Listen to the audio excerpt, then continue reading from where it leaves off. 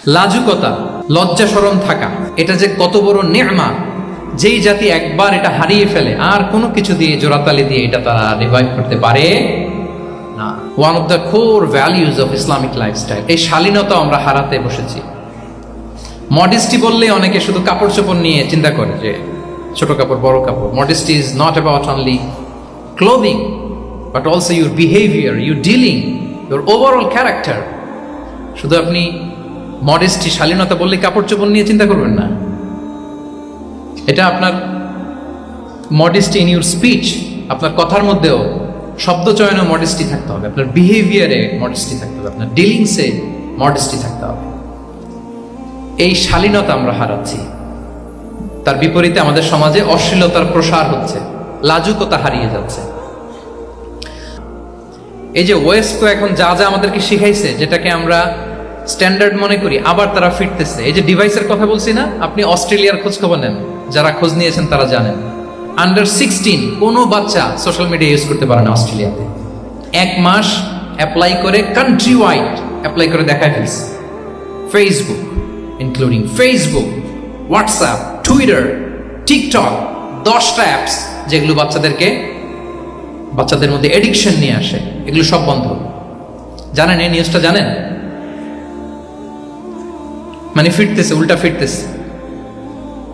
এই যে শালীনতার কথা আমরা বলি, এটা হারাচ্ছে। রাসূল সাল্লাল্লাহু আলাইহি ওয়াসাল্লাম বলেন, যার শালীনতা নাই, ইযা লাম তাসতাহি ফাসনা মা শি'তা, যখন তোমার লজ্জা শরম থাকবে না, যা মনে চায় তাই করো।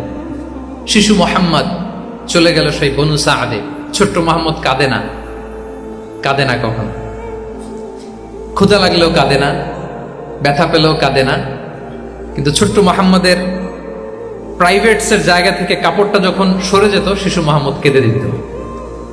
সুবহানাল্লাহ, শালীনতা। ইযা লাম তাসতাহি ফাসনা মা শি'তা।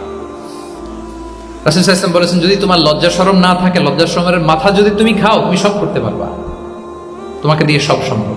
তাহলে এই শালীনতা, এটা অনেক বড় নেয়ামত। সম্মানিত বন্ধুরা, আজকে দিনকে দিন আমাদের সমাজ থেকে শালীনতা হারিয়ে যাচ্ছে, লাজুকতা হারিয়ে যাচ্ছে। নারী পুরুষ উভয় দিক থেকে, বিশেষ করে আমাদের বোনদেরকে টার্গেট করা হয়েছে। নারীদেরকে, আমাদের বোনদেরকে, তাদেরকে প্ররোচিত করা হচ্ছে, তাদের সামনে আইডিয়া হাজির করা হচ্ছে যে নারী যত বেশি নগ্ন হতে পারে, সে তত বড় সাহসী নারী। বলেন, আমাদের সমাজে পত্রপত্রিকা আপনারা দেখেন না এটা? যে নারী নিজেকে যত এক্সপোজ করবে, সে তত বড় কি সাহসী নারী। এই তকমা তাকে দেয়া হচ্ছে। এটা টোটাল কমপ্লিট শয়তানের একটা মিশন। শয়তানের প্রথম মিশন হচ্ছে বনি আদমকে বিবস্ত্র করা। কি করা?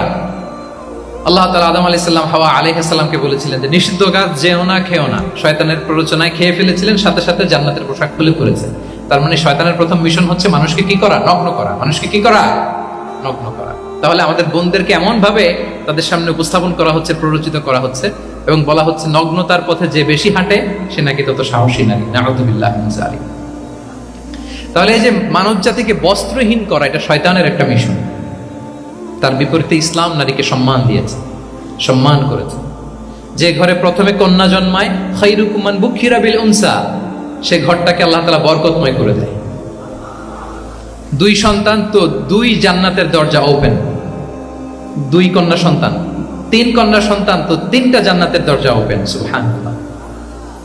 স্ত্রী হয়ে যখন ঘরে যাবে, যে ব্যক্তি তার স্ত্রীর কাছে সেরা, পরিবারের কাছে সেরা, সে সবার কাছে সেরা, সে আল্লাহর কাছে সেরা। সুবহানাল্লাহ। এবং কোন মা যদি সন্তান জন্ম দিতে যে মারা যায়, কিয়ামতের দিন আল্লাহ তাআলা ওই মাকে শহীদদের কাতারে দাঁড় করাবেন। আর যদি সেফলি সন্তান ভূমিষ্ঠ হয়, আল্লাহ বলে মায়ের পায়ের নিচে ওই সন্তানের বেহেশত। সুবহানাল্লাহ। কিভাবে নারীর স্টেটাস, মর্যাদাকে ইসলাম বাড়িয়েছে। এবং এই যে ইসলাম যে নারীকে যে ভিআইপি হিসেবে কনসিডার করে, হ্যাঁ, ইসলামের দেয়া নারীর ড্রেস কোড নিয়ে আমাদের অনেকের কত কথা, কত ক্রিটিক। এটা কেন করে? কারণ ইসলাম consider women as a queen. ইসলাম তো নারীকে রানী হিসেবে কনসিডার করে। কি হিসেবে বলেন? আচ্ছা বলেন, যে কুইন হবে, যে রানী হবে, তার একটা স্পেশাল ড্রেস কোড থাকবে না? তার একটা স্পেশাল প্রোটোকল থাকবে না? রানীর সাথে কি যা মনে চায় তা করা যায়, দেখা করা যায়, তার কাছে যাওয়া যায়? আল্লাহু আকবার। কারণ ইসলাম চায় নারীদের জন্য পৃথিবীটা নিরাপদ হোক।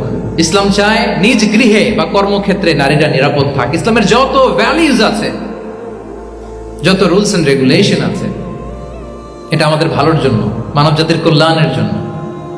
তাহলে এই অশ্লীলতা থেকে আমাদের যোজন যোজন দূরে থাকতে হবে। If you talk about Islamic lifestyle, আমাদেরকে শালীনতা, মডেস্টি ফিরিয়ে আনতে হবে। You have to maintain modesty. আমি যদি আরো ডিপে যাই, দেখেন এই যে প্রত্যেকের হাতে এক একটা করে পর্ন হাব হয়ে গেছে, হয়েছে না? পর্নোগ্রাফির শয়লাভ, বিকৃত যৌনাচারের শয়লাভ। এখন নতুন নামে, নতুন মোড়কে, LGBTQ নামে আমাদের সমাজে নানা মোড়কে আমাদের সামনে উপস্থাপন করা হচ্ছে। শুনেছেন না এগুলো? আপনারা নাম শুনেছেন? এই যে ট্রান্সজেন্ডারিজম, নাম শুনছেন না?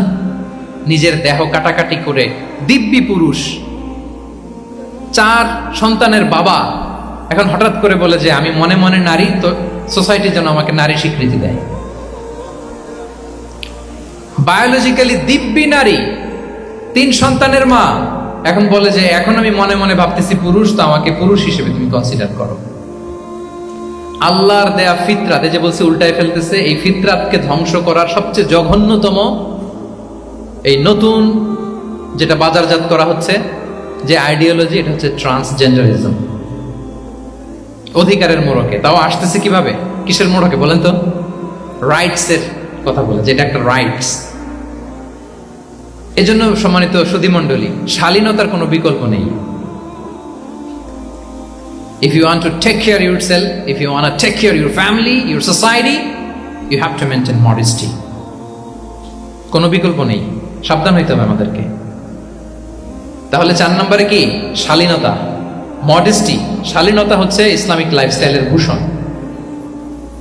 এখন পরিকল্পিতভাবে এই শালীনতার কবর রচনা করা হচ্ছে আমাদের সমাজে। আপনারা কি রাগ করতেছেন? কথা ক্লিয়ারলি বুঝতে পারতেছেন?